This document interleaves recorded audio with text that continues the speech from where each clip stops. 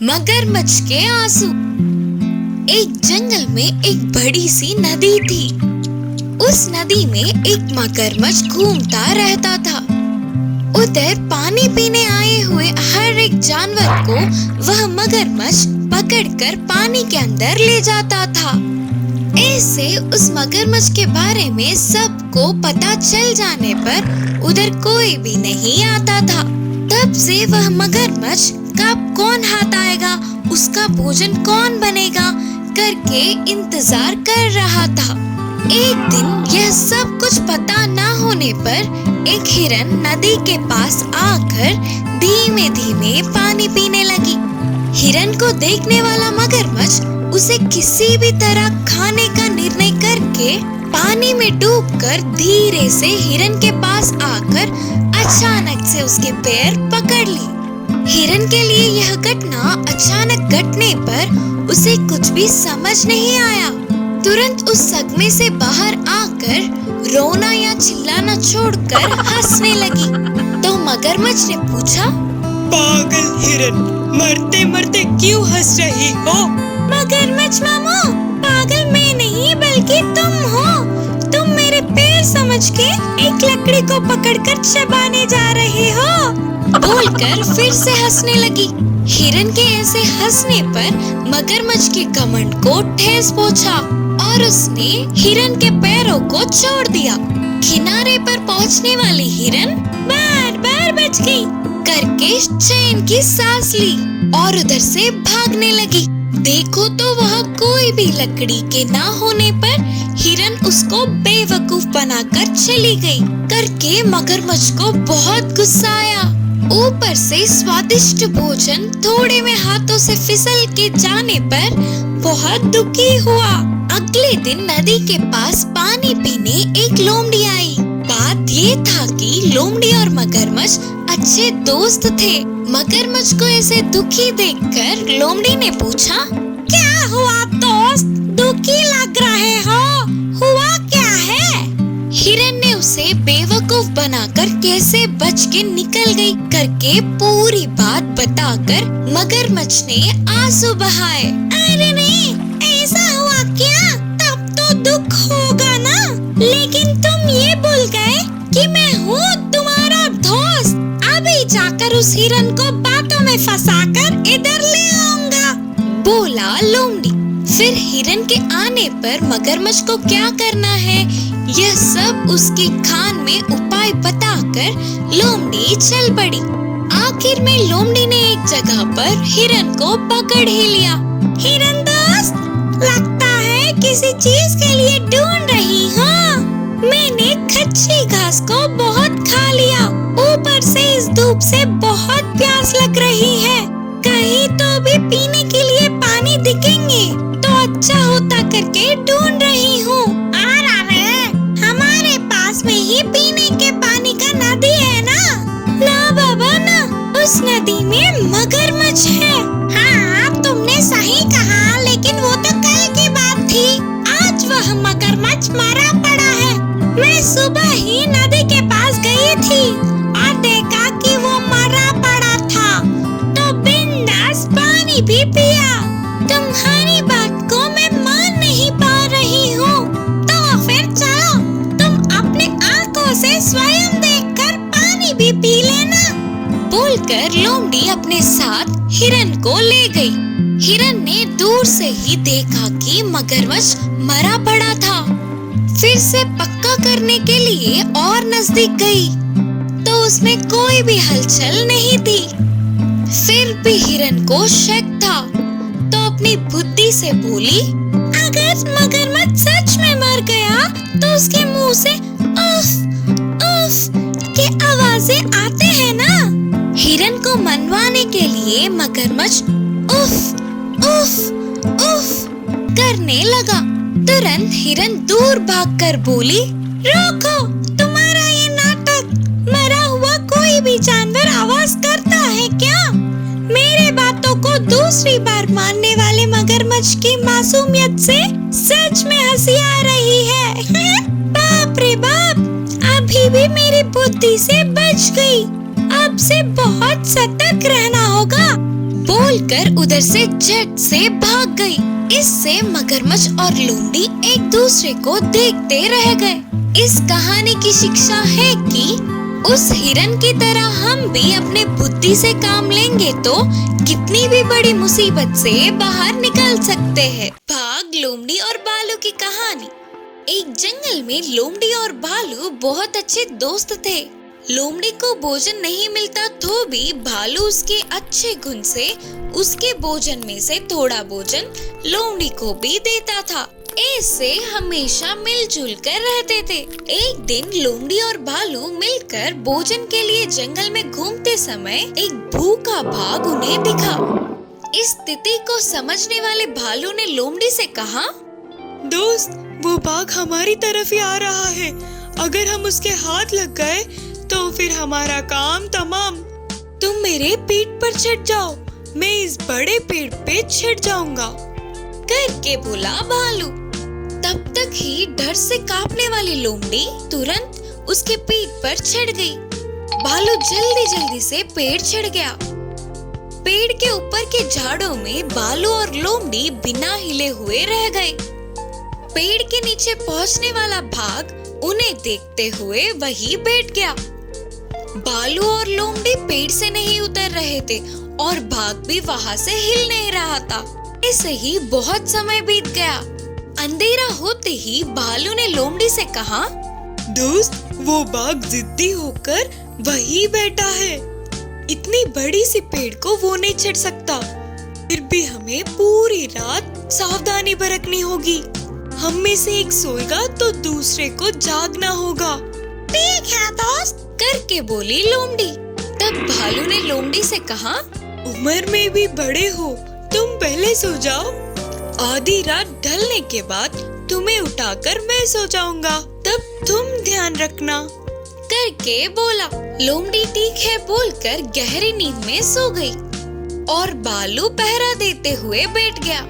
पेड़ के नीचे ही इनकी लालच से बैठा हुआ बाघ थोड़ी देर बाद भालू से कहा, अरे ओ भालू दोस्त, तुम उस लोमड़ी की रक्षा कर रहे हो, ये मुझे मालूम है। फिर भी मेरी बात सुन लो। तुम अगर उस लोमड़ी को नीचे गिरा दिए तो मैं उसे खाकर दूसरे जंगल में चला जाऊंगा। तुम्हारे कष्ट दूर होंगे। उस बूढ़ी लोमड़ी के लिए भोजन लाके रखने का काम भी दूर होगा। महाराज बाघ, ये लोमड़ी मेरे लिए बिल्कुल भी बाहर नहीं है। मेरे खाने में से बस थोड़ा सा ही इसे देता हूँ। ये तो मुझ पर भरोसा करके जी रही है। देखो तो मेरे भरोसे ये कितनी आराम से सो रही है। बोलते हुए भालू ने जवाब दिया। उतने में आधी रात ढल गई। भालू ने लोमड़ी को जगाकर खुद सो गया। कुछ देर बाद भालू के पूरी तरह से सोने के बाद पेड़ के नीचे से बाघ ने इस बार लोमड़ी से बात किया। लोमड़ी मामू, तुम्हारे मांस खाए हुए बहुत दिन हो गए होंगे ना। अगर मेरी बात सुनना चाहो तो मैं एक बात बोलूं। तुम हिम्मत करके उस भालू को नीचे धक्का दो। मैं उसे मार के खाकर बाकी के मांस को तुझे दे दूंगा। तुम दोनों में से किसी एक को तो मैं खा के ही जाऊंगा। मैंने तो निर्णय कर लिया। बाकी तुम होशियार हो, सोच कर निर्णय लेना। बोलते हुए बाघ ने लोमड़ी को गुमराह किया। लोमड़ी थोड़ी देर के लिए सोच में पड़ गई। बाघ के निर्णय का कोई मुकाबला नहीं करके उसे पता था उसके कष्ट दूर होंगे और खाना भी मिलने के लालच में उसने धीमे से भालू को पेड़ से धक्का दे दिया। नीचे गिरे भालू को देख बाघ ने चिढ़ाते हुए हंसकर कहा, देखा, तुझे मैंने लोमड़ी की चालाकी कितना समझाई थी, फिर भी तूने उस लोमड़ी को धक्का नहीं दिया। उसको देख कैसे तुझे एक पल में नीचे गिरा दिया। अभी भी कुछ नहीं बिगड़ा। मैं तुझे बिना खाए छोड़ दूंगा। कम से कम अब तो तू पेड़ पे चढ़कर उस लोमड़ी को नीचे धक्का दे दे जा करके पूछा बाघ। भालू ने कहा, महाराज बाघ, वह लोमड़ी बहुत दिनों से मेरे भरोसे ही जी रहा है। आज उसने ऐसा कर दिया करके मैं उसके भरोसे को तोड़ नहीं सकता। सच ये है कि ये उसकी चालाकी नहीं बल्कि धोखा है। धोखा देने वाले अपने आप ही नष्ट होंगे। अब मुझे मारकर अपनी भूख बुझा ले। उसकी बातों से बाघ का मन भर आया। उतना सच्चा मन उसने कभी भी उस जंगल में कहीं नहीं देखा। दोस्त, मैं तुझे खाऊंगा तो मुझे बड़ा पाप चढ़ेगा। मुझे कोई और भोजन मिल जाएगा। तुम जाओ। बोलकर बाघ वहां से चल पड़ा। भालू भी अपने रास्ते चला गया। लेकिन लोमड़ी तो एक और पेड़ नहीं उतर पाते हुए दूसरी ओर खाना भी नहीं मिलने पर बर्दाश्त न करते हुए आखिर में नीचे उतरने की कोशिश में अपने प्राणों को खो बैठी। इस कहानी की सीख है कि हम पे भरोसा करने वालों को कभी भी धोखा नहीं देना चाहिए। मुर्गी और कुत्ते की दोस्ती। एक गांव में मुर्गी और कुत्ता थे। उन दोनों के मालिक एक ही होने पर दोनों के बीच अच्छी दोस्ती हुई। वो दोनों गांव में साथ ही घूमते थे और साथ ही खाना भी खाते थे। उनकी दोस्ती को देख गांव के बाकी के पशु पक्षी चौंक जाते थे। एक दिन मुर्गी और कुत्ता पास के जंगल में घूमने गए और जंगल में बहुत देर तक मजे से घूमे। जंगल को पहली बार देखने पर उन दोनों को बहुत खुशी मिली। ऐसे मजे में सब कुछ भूलकर जा रहे थे तो शाम ढल गई। तब मुर्गी ने कहा, अरे रे, रात हो गई, हमने तो ध्यान ही नहीं दिया। अब हम क्या करेंगे? अगर जंगली जानवर आएंगे तो हम क्या करें? सोचकर मुर्गी चतुरता से एक पेड़ के डाल पर चढ़ के बैठ गई और कुत्ता पेड़ के छाल में छुप गया। कुछ देर बाद एक लोमड़ी उसी तरफ आई। खाने के लिए कुछ तो मिलेगा ही करके बहुत देर तक वही बैठी रही। अब उधर रुककर कोई फायदा नहीं करके जाने वाले लोमड़ी को पेड़ पे बैठी मुर्गी दिखी। लोमड़ी ने मुर्गी से पूछा, मुर्गी, मेरे लिए गाना गाओ ना। तब मुर्गी ने गाना गाया।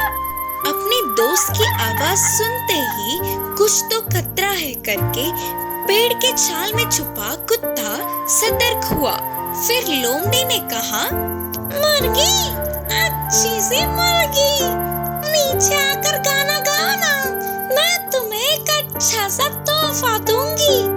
लोमड़ी के छाल को मुर्गी समझ गई और बोली, लोमड़ी मामू, मेरे पैरों में दर्द है, मैं अब नहीं उतर सकूंगी। मेरे दोस्त उस पेड़ के छाल में है, उससे पूछ लो गाना गाने के लिए। बोलकर मुर्गी ने चतुराई से कहा, अच्छा, तो पेड़ के छाल में एक और है क्या? तो अच्छे से पहले उसकी खबर लेकर फिर तेरे पास आऊंगा। सोचकर लोमड़ी खुशी से पेड़ के छाल में अपना मुंह रखा तो अंदर के कुत्ते ने लोमड़ी को जोर से काटा। मैं मर गया रे, अरे मैं तो मर गया रे बाबा। बोलकर चिल्लाती हुई लोमड़ी उधर से भाग गई। फिर सुबह होते ही रात की बात को याद करके हंसते हुए मुर्गी और कुत्ता खुशी खुशी घर लौट गए। खरगोशों का नायक बना लोमड़ी। एक जंगल में नदी के किनारे के पेड़ पौधों में बहुत सारे खरगोश रहते थे, लेकिन वे सब एक दूसरे से लड़कर एक साथ नहीं रहते थे। वे सारे आहार ढूंढने के लिए अलग अलग जंगल में घूमते थे। उसी जंगल में एक चालाक लोमड़ी थी। वह अक्सर अकेले दिखे खरगोशों को पकड़ के ले जाती थी और अपनी जगह बैठकर आराम से खाती थी। दिन ब दिन उनकी संख्या कम होते जाने पर खरगोशों में चिंता और डर होने लगी। वे सब मिलकर एक दिन इकट्ठा होकर इस समस्या का समाधान सोचने लगे। एक खरगोश ने कहा, हम लोग आहार के लिए अकेले अकेले घूमने पर लोमड़ी हमला कर रहा है। वही अगर हम सब एक साथ मिलकर घूमेंगे तो वो कुछ भी नहीं कर पाएगी। इसीलिए अब से हम लोग अपने छोटे छोटे लड़ाइयों को बाजू में रखकर मिलकर ही रहेंगे। लड़ाइयों से ज्यादा अपने प्राण जरूरी होने के कारण वे सारे मान गए। उसके अगले दिन से ही खरगोश इकट्ठा होकर घूम रहे थे। इससे लोमड़ी हमला नहीं कर सकी। ऐसे तो उसे भोजन मिलना मुश्किल हुआ। अगर ऐसे ही और थोड़े दिन भूखी रही तो उसका बीमार होना निश्चित था। सोचकर तुरंत उसे एक उपाय सूझी और वह खरगोशों के पास जाकर बोली, अरे डरो मत, मैं अभी तुम लोगों को मारने नहीं आई रे, बल्कि तुम लोगों से दोस्ती करने आई हूँ। करके लोमड़ी के बोलने पर खरगोशों को यकीन नहीं हुई। वे अपनी सावधानी में थे। फिर 2 दिनों के लिए लोमड़ी के उन पर हमला करने की कोशिश नहीं करने पर आखिर में खरगोशों ने उस पर भरोसा कर लिया। फिर एक दिन लोमड़ी उनके पास आकर बोली, तुम लोगों को देखा तो मुझे बहुत अच्छा लग रहा है रे, लेकिन एक कमी है। तुम लोगों को एक नायक की जरूरत है। अगर वो होगा तो तुम लोग और ज्यादा बलशाली होंगे ना। तुम लोगों का कोई कुछ नहीं बिगाड़ पाएगा। तब खरगोशों को समझ नहीं आ रहा था कि उनमें से कौन नायक होगा।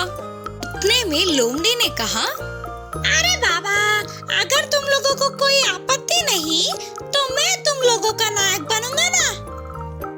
अब लोमड़ी सबसे अच्छे से रहने लगी करके सारे खरगोश मान गए और तुरंत लोमड़ी ने अपनी चालाकी का प्रदर्शन किया।